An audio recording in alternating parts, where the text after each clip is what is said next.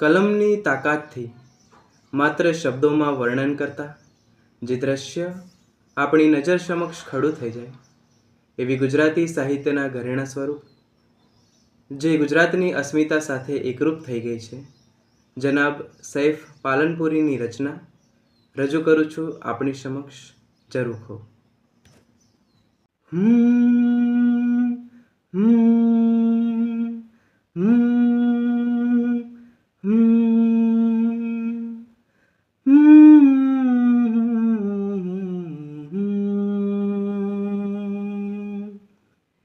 શાંત ઝરૂખે વાટની રખતી રૂપની રાણી જોઈ હતી, મેં એક શહેજાદી જોઈ હતી. શાંત ઝરૂખે વાટની રખતી રૂપની રાણી જોઈ હતી, મેં એક શહેજાદી જોઈ હતી. એના હાથની મહેંદી હસતી તી, એની આંખનું કાજળ હસતું તું, એક નાનું સરખું ઉપવન જાણે મોસમ જોઈ વિકસતું તું. એના ગીતમાં સો સ્મિત હતા, એની ચૂપકીથી સંગીત હતી, એને પડછાયાની હતી લગન, એને પગરવ સાથે પ્રીત હતી.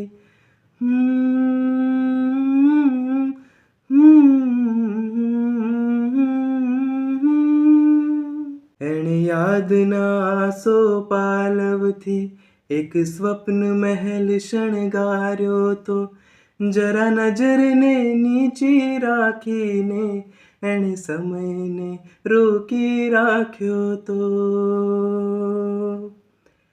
એ મોજા જેમ ઉછળતી તી ને પવનની જેમ લહેરાતી તી, કોઈ હસીને સામે આવે તો બહુ પ્યાર ભર્યું શરમાતી તી.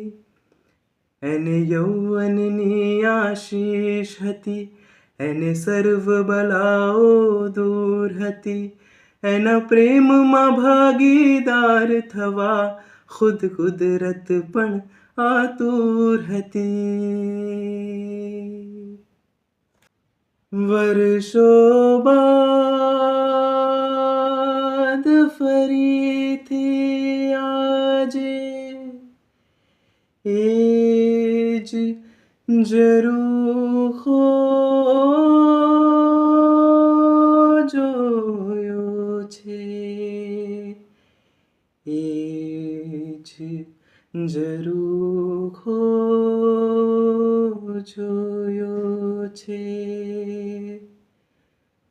ત્યાં ગીત નથી, સંગીત નથી, ત્યાં પગરવ સાથે પ્રીત નથી, ત્યાં સ્વપ્નાઓના મહેલ નથી ને ઉર્મિઓના ખેલ નથી. બહુ સૂનું સૂનું લાગે છે, બહુ વસમું વસમું લાગે છે. એ નહોતી મારી પ્રેમિકા કે નહોતી મારી દુલ્હન, મેં તો એને માત્ર ઝરૂખે વાટની રખતી જોઈ હતી. કોણ હતી એ, નામ હતું શું, એ પણ હું ક્યાં જાણું છું.